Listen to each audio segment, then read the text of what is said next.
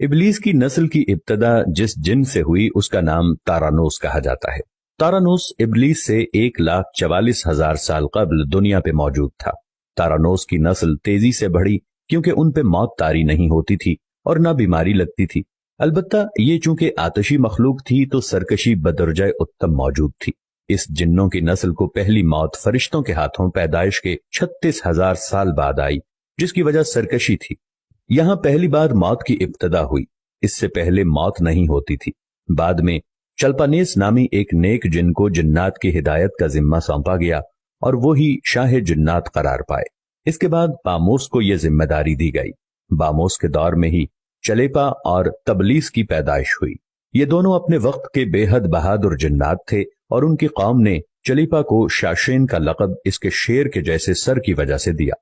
इन दोनों जिन्नात की वजह से सारी कौम कहने लग गई कि हमें उस वक्त तक कोई हरा नहीं सकता जब तक शाशेन और तबलीस हमारे दरमियान मौजूद हैं। इन दोनों की वजह से कौम के जिन्नात आसमान तक रसाई करने लगे और तीसरे आसमान पर जाकर शरारत कराते थे। ऐसे में हुक्म इलाही से फरिश्तों ने उन पर हमला किया और इबरतनाक शिकस्त दी। इसी दौरान जब इजराइल अलैहिस्सलाम को इबलीस ने देखा तो सजदे में गिर गया। इबलीस शुरू ही से एक नडर और ज़हीन बच्चा था। उसमें बाप की बहादुरी और मां की मक्कारी कूट कूट कर भरी हुई थी। उसने मलाइका के साथ जाकर तौबा का बाकायदा ऐलान किया और फिर फरिश्तों से फैज़ इल्म हासिल करने लगा। इल्म हासिल करने और रियाजत का ये आलम था कि पहले आसमान पे आबिद, फिर दूसरे आसमान पे जाहिद, तीसरे आसमान पे बिलाल, चौथे आसमान पे वाली, पांचवें आसमान पे तकी और छठे आसमान पे कबाजान के नाम से मशहूर हुआ। ये वो वक्त था जब ये फरिश्तों को सिखाता था। सातवें आसमान पे इबलीस बुक़्क़ाए नूर में रहा। हफ्त अफलाक के सब मलाइका का मुअल्लिम करार दिया गया। यहां तक पहुंचकर इबलीस ने अपनी आजजी और रियाजत की इंतहा कर दी। कमोबेश इबलीस ने 14,000 साल अर्श का तवाफ किया। यहां उसने फरिश्तों में उस्ताद सरदार अजाजील के नाम से शोहरत पाई। कमोबेश 30,000 साल मुकर्रबीन फरिश्तों का उस्ताद रहा। इबलीस के दरसोबाज की मियाद कमोबेश 20,000 साल है। फरिश्तों के साथ क़याम की मुद्दत कमोबेश 80,000 साल है। इबलीस को हुक्म हुआ कि दारोगा जन्नत रिजवान की मुआवनत करो और अहले जन्नत फरिश्तों को अपने इल्म फजल से बहरावर करो। यूं इबलीस को जन्नत में दाखिले का परवाना मिल गया और जन्नत में भी अपने इल्म से दारोगा जन्नत रिजवान को सैराब किया और यूं जन्नत और रिजवान की कुंजियां इबलीस के पास रहीं। रिवायत के मुताबिक इबलीस 40,000 साल तक ये फर्ज खजानची अंजाम देता रहा। यही वो मकाम आला तरीन जन्नत रिजवान ही था जहां इबलीस ने पहली बार बादशाहत के ख्वाब देखने शुरू किए। उस वक्त इबलीस के पास हफ्त इक़लीम, अफलाक, जन्नत और दोज़ख सबका इख्तियार था और उसने चप्पे चप्पे पे सजदे किए थे। मगर यहाँ पे इबलीस आजजी से पहली बार भटका और खुद को बादशाह बनाने और रब बन जाने के ख्वाब देखना शुरू किए। कई मलाइका के सामने रबूबियत की बाबत बात भी की, मगर मलाइका के इनकार के सबब चुप हो गया और यूं निजाम चलता रहा। मगर इस सब से अल्लाह ताला की जात बेखबर न थी।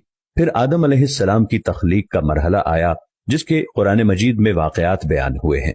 इबलीस आदम अलैहिस्सलाम को जुज मरहलावार मुख्तलिफ अक़साम की मट्टी से तख्लीक होता देखता रहा और चुप रहा। मगर जैसे ही उसे ये मालूम हुआ कि ये आदम अलैहिस्सलाम अल्लाह ताला के नायब हैं तो उसने वावेला किया, इबादत और इताअत का वास्ता दिया। फिर तंज किया कि मुझ जितनी इबादत किसने की, और आदम अलैहिस्सलाम को सजदा करने से इनकारी हो गया। तब अल्लाह ताला ने कहा, निकल जा शैतान मरदूद। लानती करार पाने के बाद इबलीस ने अपनी इबादत और रियाजत का रब्बे करीम से एवज मांगा, जिस पर अल्लाह ताला ने इबलीस को एक वक्त मालूम तक मोहलत फराहम की, जिस पर इबलीस ने औलाद आदम को सिराते मुस्तकीम से भटकाकर अपना पैरोकार बनाने का दावा किया, जिस पर रब्बे करीम ने फरमाया कि जो मुत्तकी और परहेजगार होंगे तो उनको गुमराह तू नहीं कर पाएगा। इबलीस के इस लानती काम में उसके 5 साथी हैं। नंबर 1, सबर। इसके इख्तियार में मुसीबतों का कारोबार है, जिसमें लोग हाय वावेला करते हैं, गिरेबान फाड़ते हैं, मुंह पे तमाचे मारते हैं और जाहिलियत के नारे लगाते हैं। नंबर 2, और ये लोगों को बदी का मुर्तकब करता है और बदी को लोगों पे अच्छा और पसंदीदा करके दिखाता है। नंबर 3, मसव्वत। ये किज़्ब, झूठ और दरोग पे मामूर है, जिसे लोग कान लगाकर सुने। ये इंसानों की शक्ल अपनाकर उनसे मिलता है और उन्हें फसाद बर्पा करने की झूठी खबरें सुनाता है। नंबर 4, दासम। یہ آدمی کے ساتھ گھر میں داخل ہوتا ہے اور گھر والوں کے عیب دکھاتا ہے اور آدمی کو گھر والوں پہ غضبناک کرتا ہے۔ نمبر 5 زکنیور، یہ بازاروں کا مختار ہے، بازاروں میں آ کر یہ بددیانتی کے جھنڈے گاڑتا ہے، بازاروں میں برائیوں اور فحاشی پہ ورغلاتا ہے۔ ابلیس کا آدم علیہ السلام کو سجدے سے انکار کا جزیہ حسد تھا کہ جس نے اسے مجبور کیا کہ میری جگہ آدم یعنی خاک کو کیوں ملی۔ یہ اس کا جزیہ تکبر اور غرور تھا کہ میں اعلیٰ ہوں، اور اس ایک سجدے کے انکار کی بات نہیں تھی، بات اطاعت سے سرکشی کی تھی، شرک کی تھی۔ ابلیس نے دل میں خود کو رب مان لیا تھا۔ اسی شرک عظیم کی بدولت ابلیس تا قیامت رسوا و لعنتی ٹھہرا اور اولاد آدم کو بھٹکانے کے لیے آزاد قرار پایا۔ حاصل نتیجہ یہ ٹھہرا کہ رب کریم کو انسان کی عبادات، عاجزی، علم و دانش سے کچھ غرض نہیں ہے۔ رب کریم صرف دیکھتا ہے کہ دل میں اطاعت و فرما برداری کتنی ہے۔ اسی بنیاد پر تقوی اور پرہیزگاری کے درجے قرار پاتے ہیں۔ اللہ کریم ہمیں اپنی نیت کو درست رکھنے کی توفیق عطا فرمائے، آمین یا رب العالمین۔